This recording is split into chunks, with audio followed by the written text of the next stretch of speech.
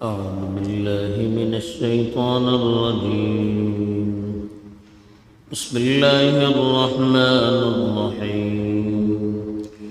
وبشر الذين آمنوا وعملوا الصالحات أن لهم جنات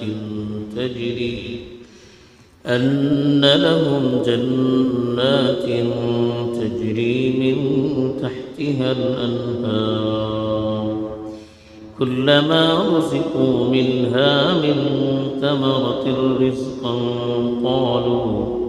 قالوا هذا الذي رزقنا من قبل وأتوا به متشابها ولهم فيها أزواج مطهرة وهم فيها خالدون.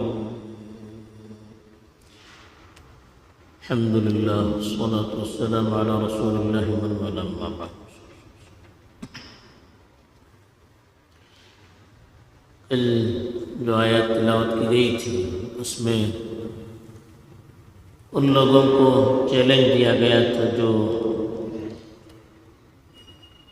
قرآن کے اللہ کی طرف نازل کیے جانے کے سلسلے میں بے وجہ شک و شبے میں مبتلا تھے. ان کو آخر میں دھمکی بھی دی گئی تھی کہ اگر اپنی ضد اور ہردرمی پر قائم رہے تو پھر اللہ کے عذاب کا مستحق بننا پڑے گا. قرآن کا یہ طریقہ رہا ہے کہ قرآن جب بھی کوئی بات بیان کرتا ہے تو اس کے دونوں پہلوؤں کو بیان کرتا ہے. جہنم کا تذکرہ ہے تو اس کے بعد جنت کا تذکرہ بھی کرتا ہے. جہنمیوں کی صفات بیان کی گئی ہیں تو اس کے بعد جنتیوں کی بھی صفات اللہ تعالیٰ بیان کرتا ہے. اچھی چیزوں کا تذکرہ ہے تو پھر اس کے بعد بری چیزوں کا بھی تذکرہ ہوتا ہے. دونوں پہلوؤں کو اللہ تعالیٰ سامنے لاتے ہیں تاکہ بندہ پوری بڑی بصیرت کے ساتھ، پوری سمجھداری کے ساتھ، پوری تحقیق کے ساتھ کوئی ایک راستہ اختیار کرے. چونکہ کل جہنم کا تذکرہ تھا، اب جو آیات تلاوت کی گئی ہے اس میں خاص طور پر ان ایمان والوں کا تذکرہ ہے جن کے اچھے اعمال سے خوش ہو کر اللہ تعالیٰ جنہیں جنت کی نعمتوں سے نوازنے والے ہیں. چنانچہ ارشاد ہے وَبَشِّرِ الَّذِينَ آمَنُوا وَعَمِلُوا الصَّالِحَاتِ، اور آپ خوشخبری دیجیے ان لوگوں کو جو ایمان لے آئے اور عمل صالح کیا. أَنَّ لَهُمْ جَنَّاتٍ، ان کے لیے ایسی جنتیں ہیں تجری من تحتها الانہار، جن کے نیچے سے نہریں بہتی ہوئی ہوں گی. کلما رزقوا منها من ثمرة الرزق، جب اس کے پھلوں میں سے رزق کے طور پر ان کو دیا جائے گا. قالوا، وہ کہیں گے هذا الذي رزقنا من قبل، یہی تو پہلے بھی ہمیں دیا گیا تھا. وَأُتُوا بِهِ مُتَشَابِهًا، بات یہ ہوگی کہ ان کو اس کے مشابہ چیزیں دی جائیں گی. وَلَهُمْ فِيهَا أَزْوَاجٌ مُطَهَّرَةٌ، ان کے لیے اس میں پاکیزہ جوڑے ہوں گے. وَهُمْ فِيهَا خَالِدُونَ، اور وہ اس میں ہمیشہ ہمیشہ رہیں گے. یہاں اللہ تعالیٰ نے یہ تذکرہ کیا وہ جنتیوں کے لیے جنت میں کیا نعمتیں ملنے والی ہیں، اس کا تذکرہ کیا. لیکن پہلے بتایا کہ جنت میں جانے کے لیے دو چیزیں ضروری ہیں، ایک ایمان، دوسری عمل صالح. اسی لیے کہا بشر کے معنی خوشخبریاں سنانا، ایسی خبر دینا جس سے چہرے پر چمک پیدا ہو جائے، خوشیوں کی لہر چہرے پر مسکرانے لگے، اس کو کہتے ہیں بشارت۔ تو اللہ تعالیٰ نے کہا بشر، آپ خوشخبری دیجیے، الذین، ان لوگوں کے لیے، آمنو، جو ایمان لے آئے۔ پہلی شرط یہی ہے کہ اللہ کے یہاں اجر و ثواب حاصل کرنا ہے، نعمتیں حاصل کرنی ہے تو ایمان شرط ہے۔ بغیر ایمان کے کتنا بھی بڑا کام کیجیے، اللہ کے یہاں اس کا کوئی وزن نہیں ہے۔ تو اس لیے پہلی شرط جو بتائی، آمنو، ایمان لے آئے۔ اور ایمان کے بارے میں پیچھے بھی تفصیل سے بتایا گیا تھا کہ اللہ تعالیٰ نے جو غیب کی چیزیں بیان کی ہیں، دل سے اس پر مطمئن رہنا، اس کی تصدیق کرنا اور اس کے احکام پر عمل کرنا۔ تو پہلی چیز بتائی ایمان لے آئے، دوسری چیز فرمایا وَعَمِلُوا الصَّالِحَاتِ۔ عاملو کے معنی انہوں نے عمل کیا، صالحات کے معنی نیک عمل۔ وَعَمِلُوا الصَّالِحَاتِ، اور انہوں نے نیک عمل۔ اب نیک عمل کا مطلب کیا ہے؟ نیک عمل کا مطلب علماء نے لکھا ہے کہ اخلاص کے ساتھ شریعت کے مطابق عمل کرنا، یعنی جو بھی کرنا ہے وہ اللہ کے لیے کرنا ہے، اور اس طریقے کے مطابق کرنا ہے جس طریقے کے مطابق کرنے کا شریعت نے ہمیں حکم دیا گیا۔ اللہ تعالیٰ نے جو طریقہ بتایا ہے اور رسول اللہ صلی اللہ علیہ وسلم نے اپنی زندگی میں اس پر عمل کر کے دکھلایا ہے۔ ایک تو شرط یہ ہے کہ اخلاص کے ساتھ کرے، اللہ کے لیے عمل ہو، دوسرے شریعت کے بتائے ہوئے طریقے کے مطابق ہو۔ شریعت کے بتائے ہوئے طریقے کے مطابق ہے لیکن نیت صحیح نہیں ہے تو اس پر بھی ثواب نہیں، بلکہ قرآن نے کہا فویل للمصلین، ان نمازیوں کے لیے بربادی ہے، نمازیوں کے لیے بربادی ہے۔ الذین هم عن صلاتهم ساہون الذین هم یراؤون، جو اپنی نماز سے غفلتیں برتتے ہیں اور ریاکاری کرتے ہیں، دکھلاوے کے لیے نماز پڑھتے ہیں، تو عبادت کریں گے اللہ کے لیے نہیں کریں گے، اس پر بھی ثواب نہیں ہے۔ اللہ کے لیے کریں گے لیکن صحیح طریقے کے مطابق نہیں کریں گے، شریعت نے جو طریقہ بتایا اس کے مطابق نہیں کریں گے، تب بھی اللہ کے یہاں ثواب نہیں ملتا ہے۔ تو اس لیے کہا کہ ایمان اور عمل صالح، عمل صالح یہ ایمان کا نتیجہ ہوتا ہے۔ دل کے اندر ایمان بیٹھ گیا ہے، اس کی نشانی یہ ہے کہ ہم شریعت پر عمل کرنے لگے۔ ایمان کا دعویٰ کریں گے اور شریعت پر عمل نہیں کریں گے تو ہمیں کیسے معلوم ہوگا کہ آپ کے دل میں ایمان بیٹھا ہوا؟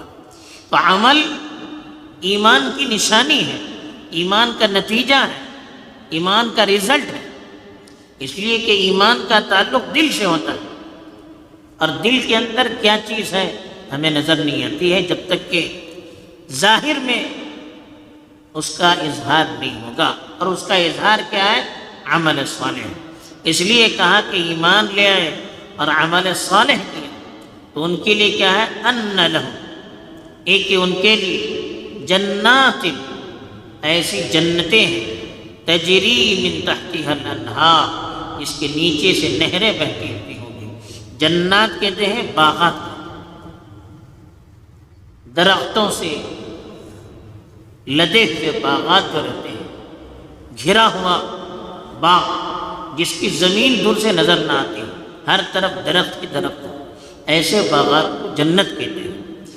قرآن میں عام طور پر جنت کا لفظ استعمال کیا گیا ہے آخرت کی نعمتوں کو بیان کرنے کے لیے، حالانکہ خالی باغات نہیں ہوں گی، دوسری بھی چیزیں ہوں گی، عمارتیں بھی ہوں گی، کھانے پینے کی چیزیں بھی ہوں گی، حوریں بھی ہوں گی، اور جو انسان کے دل میں خواہش پیدا ہوگی وہ ساری چیزیں ہوں گی۔ وَلَهُمْ فِيهَا مَا تَشْتَهِي أَنفُسُكُمْ وَلَكُمْ فِيهَا مَا تَدَّعُونَ وَلَكُمْ فِيهَا مَا تَشْتَهِي أَنفُسُكُمْ وَلَكُمْ فِيهَا مَا تَدَّعُونَ، تمہارے لیے ہر وہ چیز ملے گی جس کی خواہش دل میں پیدا ہوگی، اور جس کو تم پکارو گے، جس چیز کا تم زبان سے اظہار کرو گے، وہ ساری چیزیں حاضر رہیں گی۔ وَتَلَدُّ الْأَعْيُنُ، دوسری جگہ کا آنکھ جس چیز کی دیکھنے سے خوش ہوگی وہ بھی چیزیں وہاں رہیں گی۔ لیکن عام طور پر جنت کا لفظ استعمال کیا گیا اس لیے کہ عام طور پر لوگوں کے نزدیک عیش کا جو تصور ہے وہ یہی ہوتا ہے کہ ایک بڑا ریزورٹ ہو، اس میں درخت ہوں، ہر طرف باغات ہوں، اس میں بلڈنگیں ہوں، مکانات ہوں، سوئمنگ پول ہوں، اس طرح کی جو چیزیں ہیں، نہریں ہوں، سمندر کے قریب کا علاقہ ہو، باغات ہوں، تو اس لیے باغات کا لفظ استعمال کیا گیا۔ اور عربوں کے یہاں چونکہ زمین صحرائی ہوتی تھی، یہاں درخت کا تصور بھی نہیں تھا، ان کے یہاں درخت کو دیکھنا بھی، ہریالی کو دیکھنا ہی ایک بہت بڑی نعمت تھی۔ اس اعتبار سے جنت کا تذکرہ کیا گیا، ورنہ خالی باغات نہیں ہوں گے بلکہ ہر وہ نعمت ہوگی جس کا انسان تصور کرے گا۔ دوسری چیز یہ یاد رکھنی چاہیے کہ جنت کی نعمتوں کو بیان کرنے کے لیے اللہ نے دنیا میں جو چیزیں ہیں اس کی مثال دے کر سمجھایا ہے، ورنہ دنیا اور آخرت کی چیز میں کوئی آپ کمپیئر کر ہی نہیں سکتے، جوڑ ہی نہیں ہو سکتا ہے۔